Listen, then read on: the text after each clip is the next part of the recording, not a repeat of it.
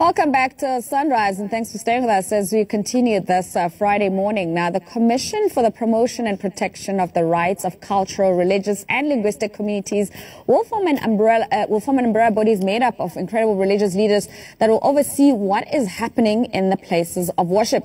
This was tabled in the report by the Commission following an investigation into dodgy religious practices in churches, and also the religious leaders must be registered. Now, to talk more about the report and these recommendations, we're now joined in studio by Deputy Chairperson of the CRL Commission, Professor David Mosoma. And you can leave your comments on our Facebook and Twitter pages. Unfortunately, we just have a bit of a challenge with our phone lines this morning, so we won't be able to take your calls. So your best bet is our Facebook page.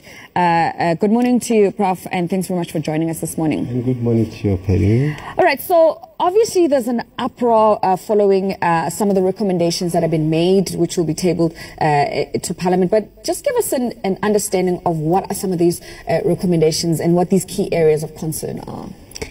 In fact, we have not made what many people consider to be landmark recommendations. Some of the recommendations are reinforcing the existing practices. For instance, one of the key areas we have discovered that there is no registration of religious institutions in the country.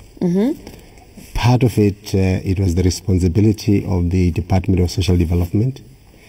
And when we had conversed with them, we discovered that the majority of churches exists in the country and they are not registered.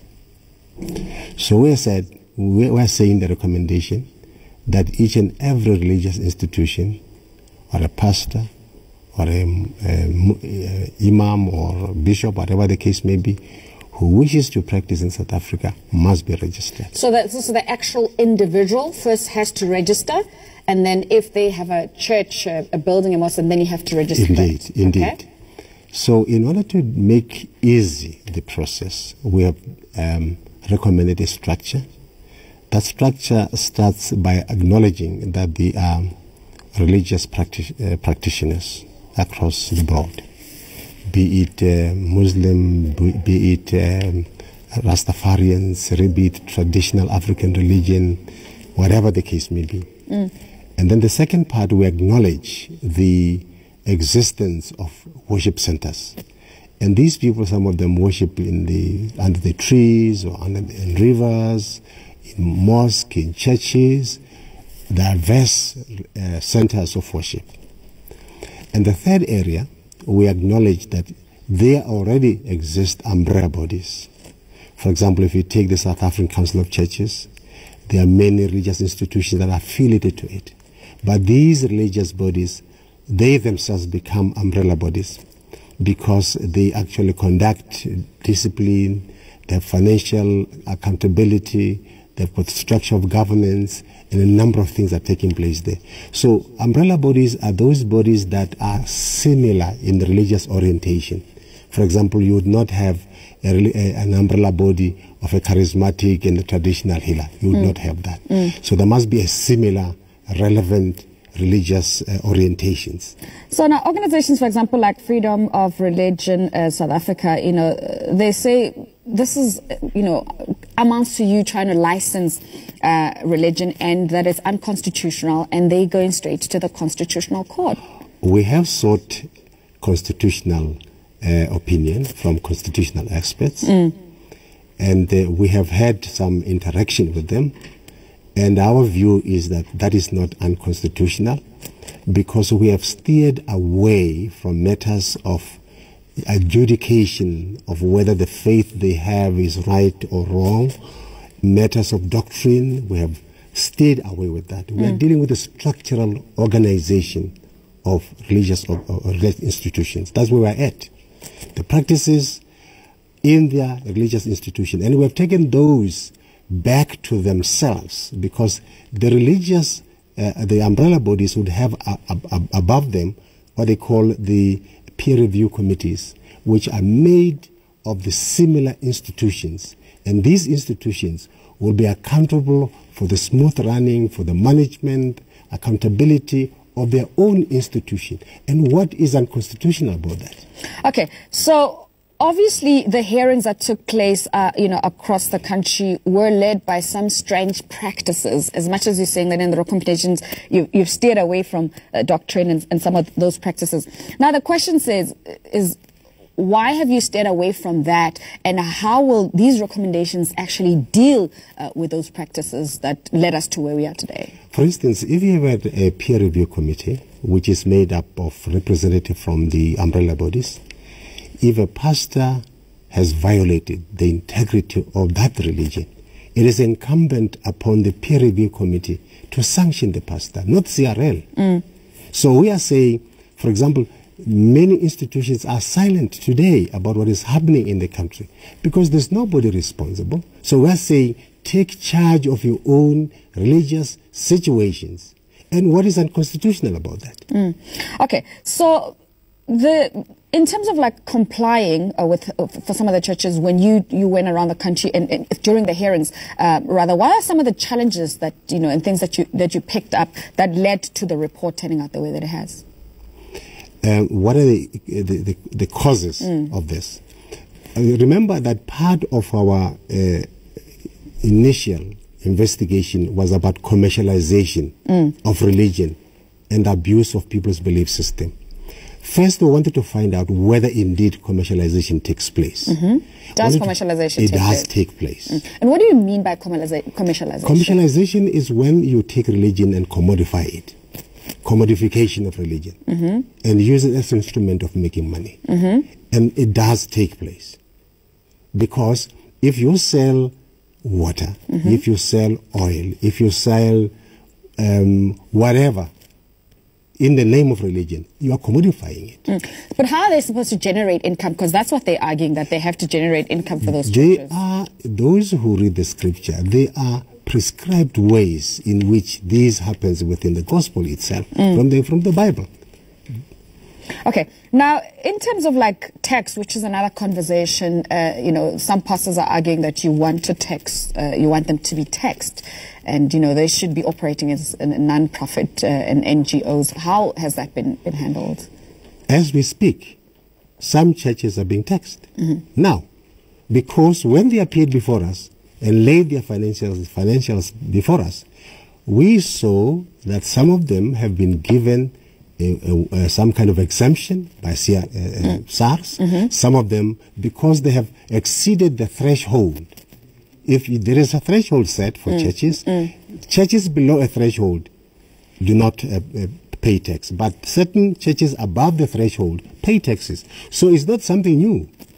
It's just that they are not aware, because some of those churches are not even registered and not even known. How would they know that?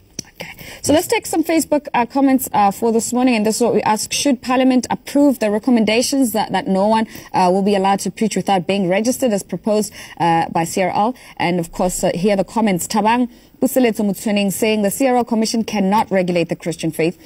Firstly, all those commissioners are sangomas, and they might have their personal view and opinion on born-again Christianity. The church should be regulated by a group of Christian faith leaders, prophets and pastors who know what is happening in the churches and know the do's and don'ts of Christianity. No parliament must not approve it.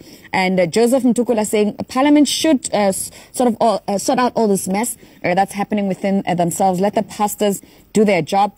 Parliament, they forgot that their money is stolen by the Guptas in charge of our country.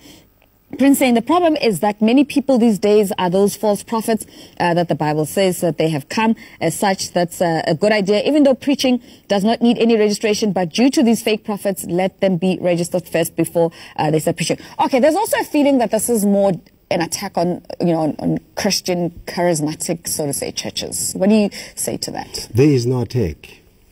We have found that even among Muslims, there is a sense of commercialization. If you buy drinks, you look on the drinks, there is a mark of halal, a mark of kosher.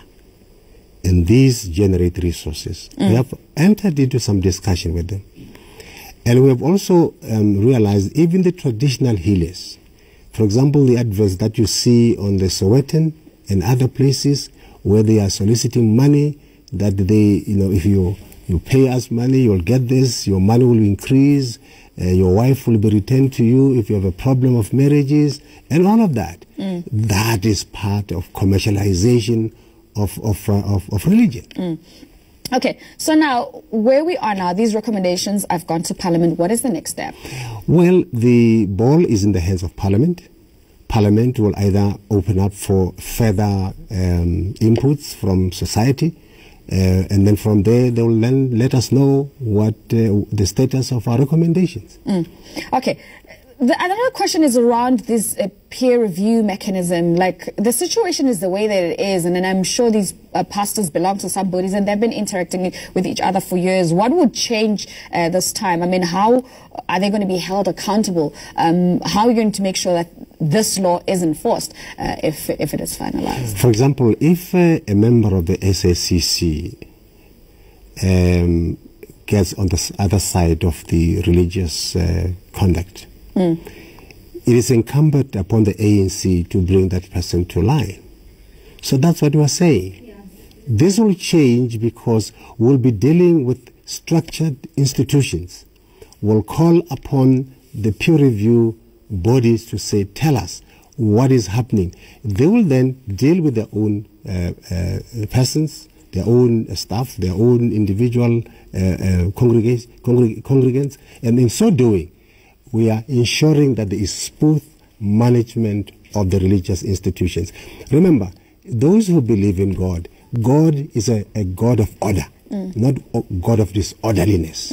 So there's a sense in which also it's incumbent upon government to protect its citizens. That's the prerogative of the state, is to protect its citizens against abuse, vulnerability, the poor, and the unemployed.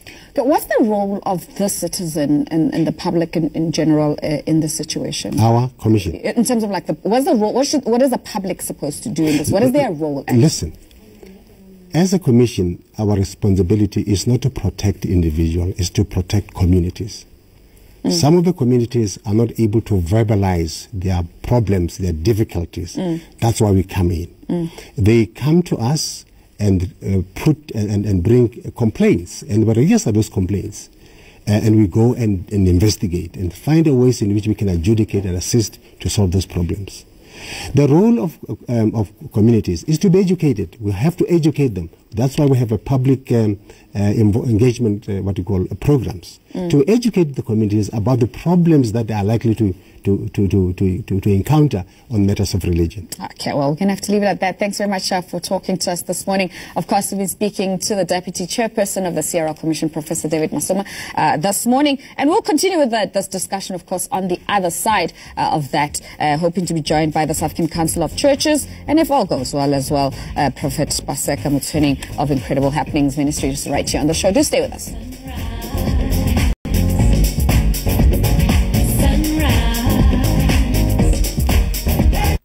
Clientele Legal will get you out of this legal mess. Clientele Legal will fight for you here. Clientele Legal will protect you here. Clientele Legal will get you out of here. Join Clientele Legal today. Whether it is an unfair dismissal, wrongful arrest, uncontested divorce, unfair blacklisting, or a dispute with the neighbors, we have tough professional lawyers standing by to assist you. I had a problem with my employers. I saw my lawyer at Clientele Legal. They told me I don't have to worry, they will sort it out for me. And they did. I never expected to go through a divorce, but I did. The clientele lawyer went with me to court and the matter was finalized. SMS Clientele to 48032 and we'll call you back. SMS now.